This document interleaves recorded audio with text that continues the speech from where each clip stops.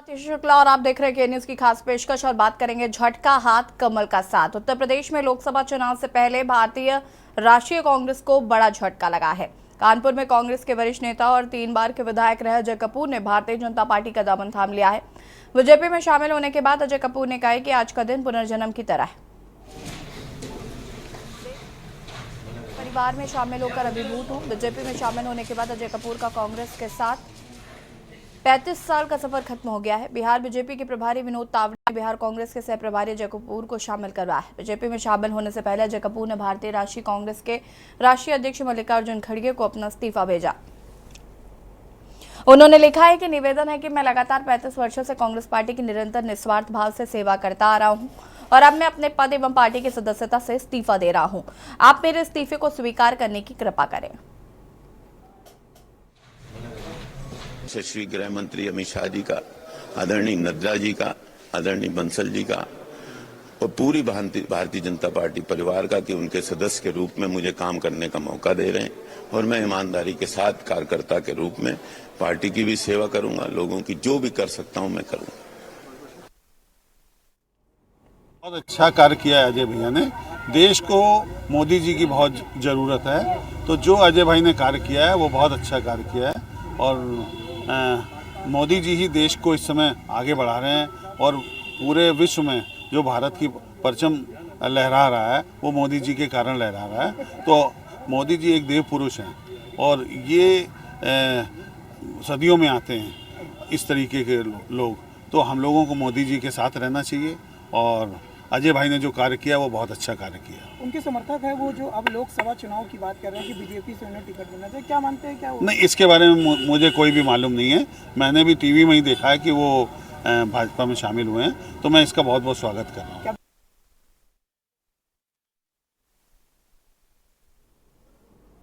चुनाव से पहले कांग्रेस को एक और बड़ा झटका लगा है। कानपुर से अजय कपूर बीजेपी में शामिल हो गए।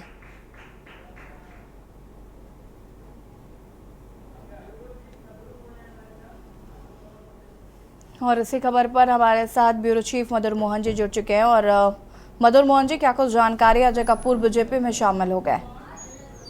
बिल्कुल, आप बताना चाहेंगे कि लोकसभा चुनाव पहले कांग्रेस को एक बड़ा झटका मिला है क्योंकि कानपुर के जो एक कद्दावर नेता अजय कपूर हैं वो आज बीजेपी में शामिल हो गए हैं और बीजेपी शामिल होने के बाद जो उनके समर्थक हैं उनके निवास के बाहर आज ढोल नगाड़े से बहुत स्वागत जश्न मनाया गया है, जिसको लेके काफी लोग खुशियों का जाहिर कर रहे थे। लेकिन जो ये आज एक जो बड़ा झटका कानून लगा है इसको लेकर लोकसभा चुनाव में काफी असर देखने को मिलेगा। लेकिन सबसे बड़ी बात इसमें ये आ रही देखने की, जो अजय कपूर जो कि कांग्रेस की एक कानपुर की न्यू माने जाते थे, एक बहुत कद्दावर नेता माने लिस्ट में नाम उनका चलता था, आज वो बीजेपी में शामिल हो गए। जी, अगर हम बात करें अजय कपूर की, तो ये माना जा रहा है कि बीजेपी उनको टिकट दे सकते हैं कानपुर से। बड़ी बात यह है कि कौन सी सीट से अजय कपूर को टिकट मिल सकता है?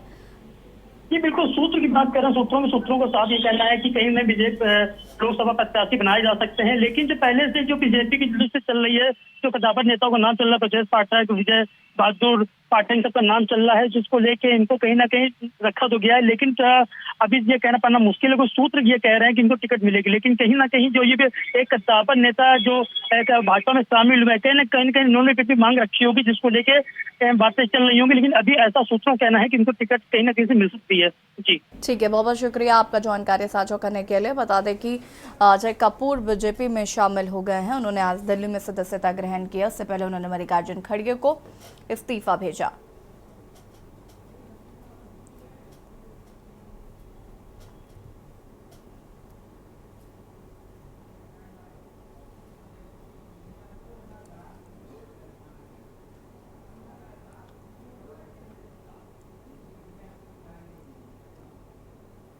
और अब बात करेंगे अपनों का साथ फ्लोर टेस्ट में पास। हरियाणा के नए मुख्यमंत्री नायब सिंह सैनी ने विधानसभा में बहुमत हासिल कर लिया है। नायब सरकार के बहुमत परीक्षण का प्रस्ताव ध्वनि मत से पारित किया गया। इससे पहले मंगलवार को उन्होंने राज्यपाल को 48 विधायकों के समर्थन का पत्र सौंपा था। राज्य की 90 सदस्यीय विधानसभा में भाजपा के 41 सदस्य हैं और उसे 7 निर्दलीय विधायकों में से 6 के साथ साथ हरियाणा लोकहित पार्टी में एकमात्र विधायक गोपाल कांडा का भी समर्थन प्राप्त है। मंगलवार को भाजपा विधायक दल की बैठक के बाद पार्टी विधायक सुभाष सुधा और जेपी दलाल ने घोषणा की थी कि सैनी राज्य के नए मुख्यमंत्री होंगे और 54 वर्षीय नायब सिंह सैनी को खट्टर का करीबी माना जाता है। सैनी के साथ भाजपा के 4 और एक निर्दलीय विधायक ने मंत्री पद की शपथ ली है। भाजपा के कंवरपाल, मूलचंद शर्मा, जयप्रकाश दलाल व बनवारी लाल और निर्दलीय विधायक रणजीत सिंह चौटाला ने मंत्री पद की शपथ ली है। ये पांचों निवर्तमान खट्टर मंत्रिमंडल में मंत्री थे और नायब सैनी ने विधानसभा सत्र को संबोधित करते हुए कहा कि मैं एक साधारण पारिवारिक पृष्ठभूमि से आता हूं। मेरे परिवार में कोई भी राजनीति में नहीं है। मैं सिर्फ बीजेपी का एक पार्टी कार्यकर्ता हूं और आज मुझे इतना बड़ा मौका दिया गया है।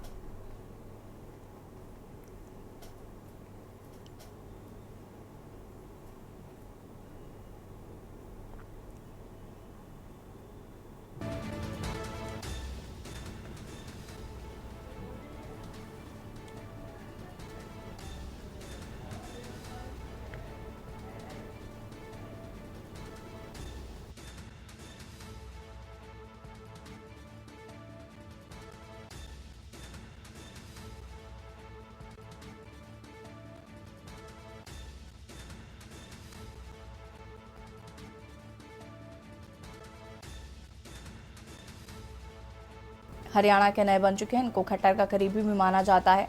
54 वर्षीय सैनी का एक लंबा सियासी अनुभव है। प्रदेश को एक नई दिशा देने का काम 10 वर्षों के अंदर, 9.5 वर्षों के अंदर मनोहर लाल जी की सरकार ने किया है। गजब के काम किए हैं और मैं तो उस परिवार का सदस्य हूं, माननीय अध्यक्ष जी, जिसने स्वयं हाथ से खेत में से पशुओं का चारा काट करके सर के ऊपर गठरी रख करके पशुओं को लेकर के आने का काम किया है। मैं उस साधारण परिवार का बच्चा हूं।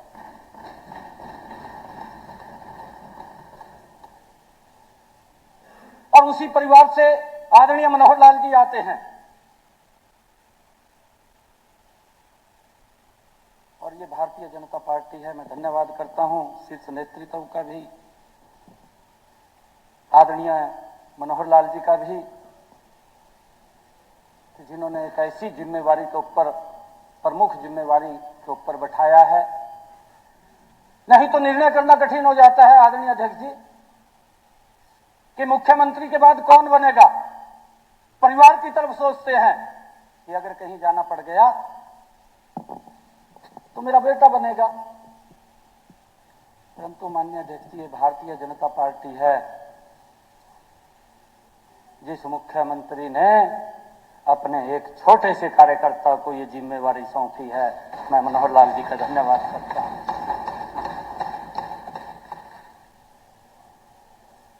वो तपस्वी है, उसका अपना नहीं है कुछ भी, वो प्रदेश के लिए है। पूरा जीवन उसने प्रदेश के लिए लगाया है। मुझे खुशी है, राज नहीं फकीर है।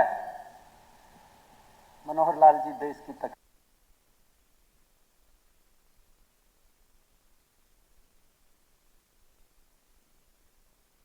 पर नायब सैनी ने विधानसभा को संबोधित किया और बहुमत हासिल किया।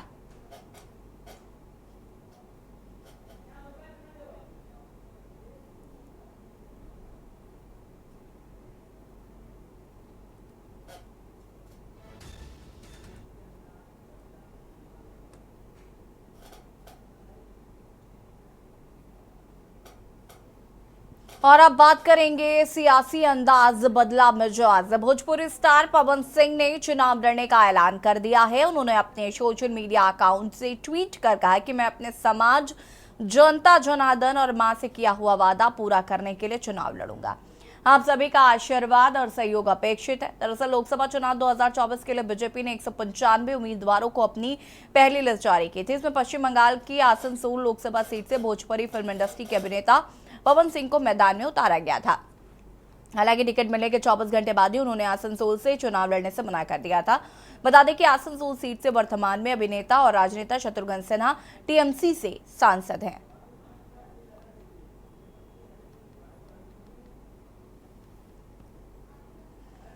पवन सिंह, जिन्होंने पहले चुनाव लड़ने से मना कर दिया था, टिकट की जब घोषणा की गई थी उसके 24 घंटे बाद ही उन्होंने कहा था कि वो चुनाव नहीं लड़ेंगे। हालांकि एक बार फिर उन्होंने अपने सोशल मीडिया अकाउंट से इस बात की जानकारी दी है कि वो चुनाव लड़ेंगे।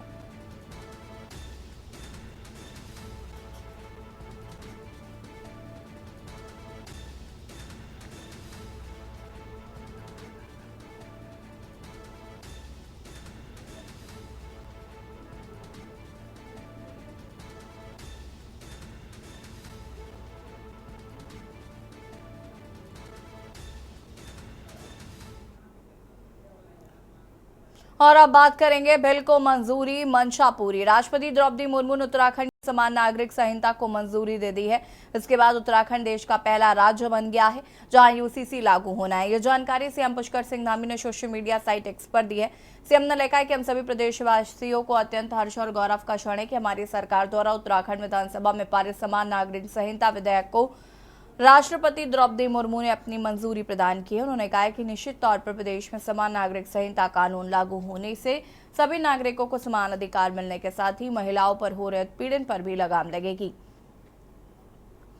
प्रदेश में सामाजिक समानता की सार्थकता को सिद्ध करते हुए समरसता को बढ़ावा देने में यूसीसी अपनी महत्वपूर्ण भूमिका निभाएगा।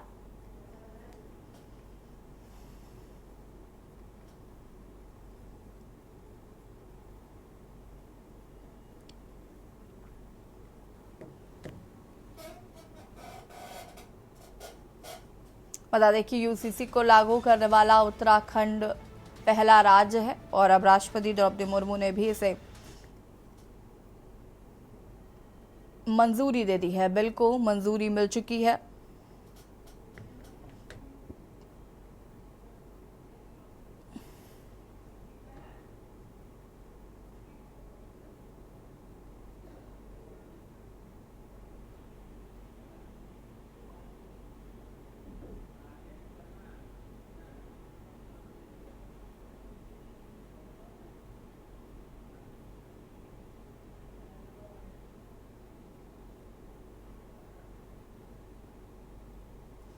बिल को मंजूरी मिल चुकी है। द्रौपदी मुर्मू ने बिल को दी मंजूरी। यूसीसी लागू करने वाला उत्तराखंड पहला राज्य बन गया है।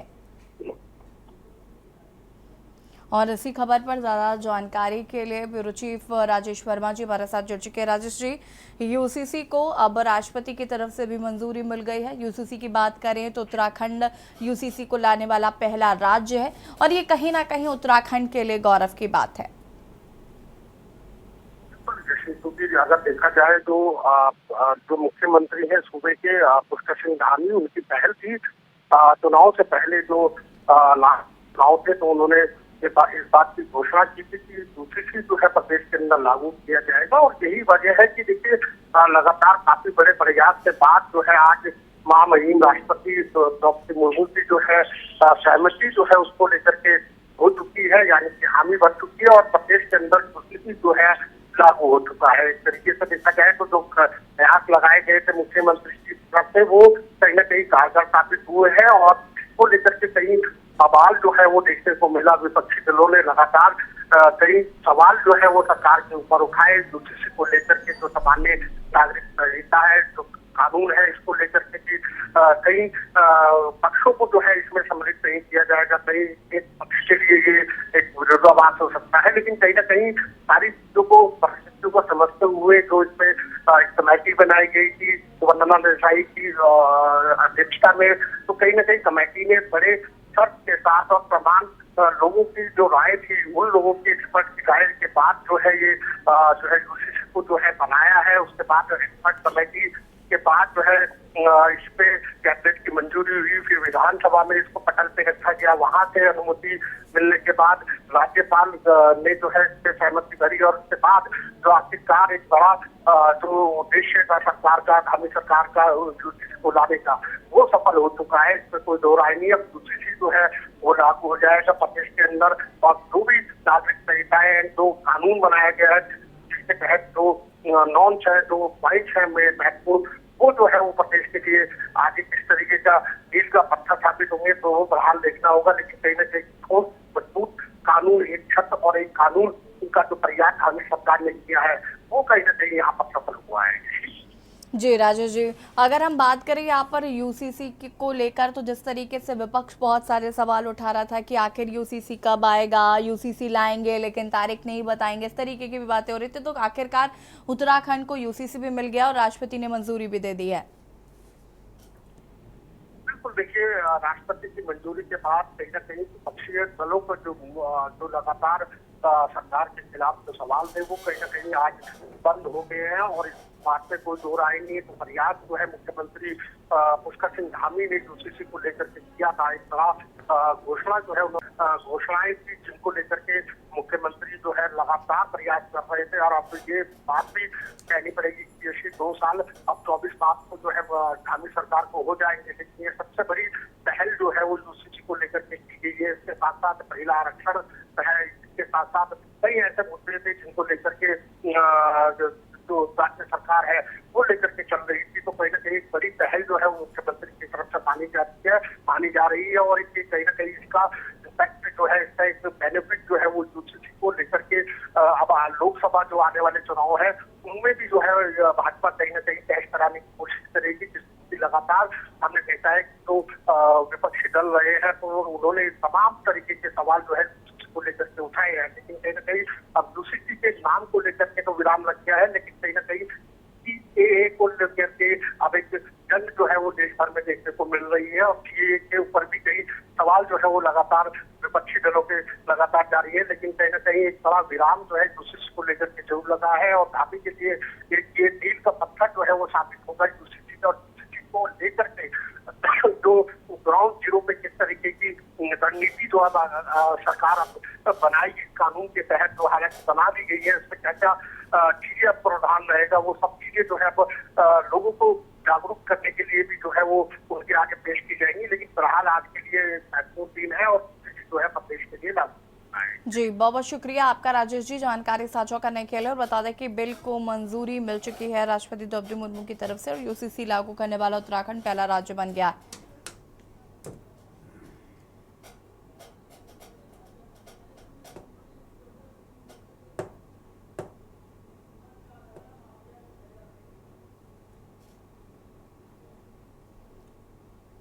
और यहाँ रोकेंगे एक छोटे से ब्रेक के लिए। ब्रेक के बाद बात करेंगे किस्मत की दगा, माफिया को सजा।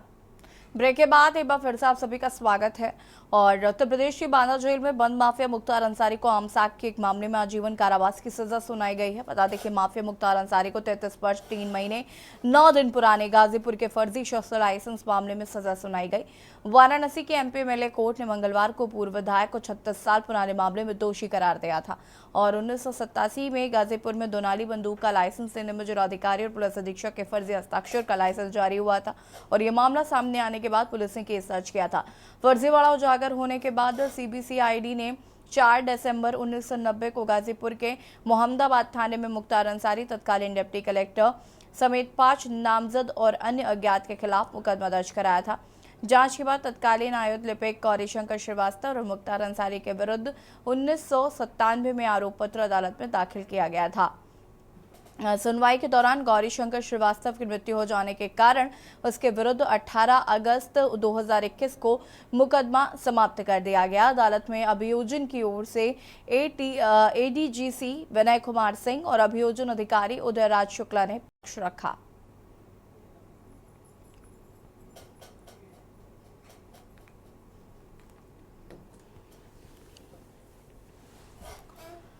और इसी खबर पर ज्यादा जानकारी के लिए संवाददाता विकी हमारे साथ जुड़ चुके हैं। विकी, आज एमपी एमएलए कोर्ट ने मुख्तार अंसारी को उम्र कैद की सजा सुनाई है।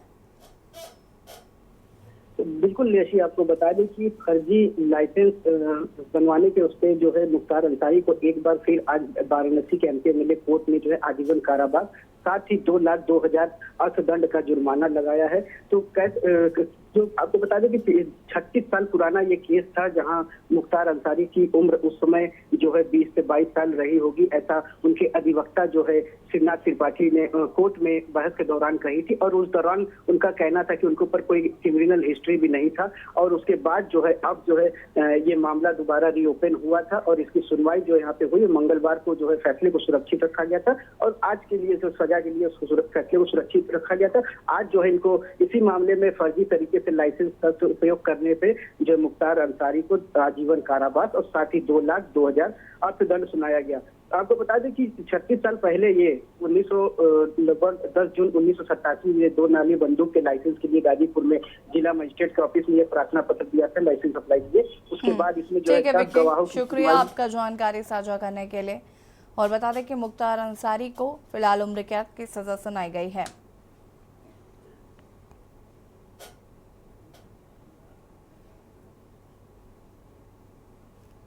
और अब बात करेंगे गरीबों से अनुराग शिक्षा का चुराग। 2 बैंक कर्मचारी तरुणा विदे और सुशील मीणा गाजियाबाद के इंदिरापुरम इलाके में एक दशक से गरीब और बेसहारा बच्चों के लिए स्कूल चला रहे हैं। निर्भेद फाउंडेशन के माध्यम से सवार रहे बेसहारा बच्चों का भविष्य। देखिए रिपोर्ट। 2 बैंक कर्मचारी तरुणा विधे और सुशील मीणा गाजियाबाद के इंदिरापुरम इलाके में एक दशक से गरीब और बेसहारा बच्चों के लिए एक स्कूल चला रहे हैं। सबसे पहले हम लोगों ने बच्चों को पढ़ाना शुरू करा था, इकोनॉमिकल वीकर बच्चे जो कि अपना ये जॉब के लिए प्रिपेयर कर रहे थे। वहाँ से साथ ही ये बच्चे भी हमारे साथ जुड़ते चले गए। फिर बहुत मुश्किलें हुई और ज़रूरत पड़ी एक जगह की जहाँ पे इतने सारे बच्चे एक साथ बैठ पाए। जगह हमें कहीं से नहीं मिली तो हम लोगों ने खुले आसमान के नीचे ही शुरू कर दिया था। झुग्गी में हम लोग पहले बैठे थे और वहाँ से इन लोगों ने बोला था कि आप लोग यहाँ पे बैठ जाइए। स्कूल के फाउंडर का कहना है कि उन्होंने इस स्कूल की शुरुआत एक अपार्टमेंट के परिसर से की थी, लेकिन उन्हें वहां रहने वाले लोगों के विरोध का सामना करना पड़ा। उनका कहना है कि लोगों के रवैये ने उन्हें बच्चों को शिक्षा देने के लिए फाउंडेशन बनाने का रास्ता दिखाया। उन्होंने इसे निर्भेद फाउंडेशन नाम दिया और फिर इंदिरापुरम इलाके से स्कूल की शुरुआत हुई। और बहुत सारे बच्चे जब हमने पहले हमने एक फ्लैट लिया था, फ्लैट में हम लोग पढ़ाते थे, तो वहाँ पे थोड़ा पड़ोसियों को ये दिक्कत हो गई थी कि ये बच्चे कहाँ से आ रहे हैं, इतनी सारे बच्चे क्यों आ रहे हैं। उसके बाद हम लोगों ने आखिरकार ये सोचा कि जब हम बच्चों को पढ़ा ही रहे हैं और बहुत लोगों ने हम लोगों को बहुत कुछ सुना दिया था, उसी के बाद हमने सोचा कि एक निर्भेद फाउंडेशन हम एक संस्था फॉर्म करते हैं। ये हमें किसी ने गाइड भी किया था कि आप ऐसा कीजिए तो आपको कोई कुछ नहीं करेगा, और लेके हम बच्चों के साथ ही झुग्गियों में बैठ गए थे। स्कूल में अब 300 से ज्यादा बच्चे कई साल से मुफ्त शिक्षा हासिल कर रहे हैं। इन बच्चों के सपने बहुत बड़े हैं। कोई डॉक्टर बनना चाहता है तो कोई इंजीनियर बड़े सर की तरह। बड़े सर हमारे लिए इतने वो करते हैं, हम भी बड़े होके मतलब ऐसे कुछ करने के लिए। यहाँ पढ़ाई अच्छी चल रही है। मेरे पापा सिलाई का काम करते हैं और मेरी मम्मी कोठी जाती है। कितने दिनों से यहाँ पर पढ़ने आ रहे हैं आप? कौन सी क्लास में पढ़ते हैं? मैं 7th क्लास में पढ़ती हूँ। मैं बहुत छोटे से पढ़ रही हूँ यहाँ पे। पहले काम नहीं करते, यहाँ पे जब आए थे तो मतलब छोटे से थे हम। 7 साल से पढ़ रहे हैं यहाँ पे, और टीचर जो मतलब वो करते थे तो सब समझ में आता है, पढ़ाते हैं। अच्छी पढ़ाई होती है। फाउंडेशन के मुताबिक निर्भेद फाउंडेशन सरकार या किसी प्राइवेट ऑर्गेनाइजेशन से फंड या ग्रांट हासिल नहीं करता है। वे कहते हैं कि स्कूल वॉलंटियरों की मदद से चलता है, जो इसे चलाने के लिए अपना वक्त और पैसा देते हैं। और खास पेशकश में फिलहाल इतना ही। देखते रहिए के न्यूज़ इंडिया। नमस्कार।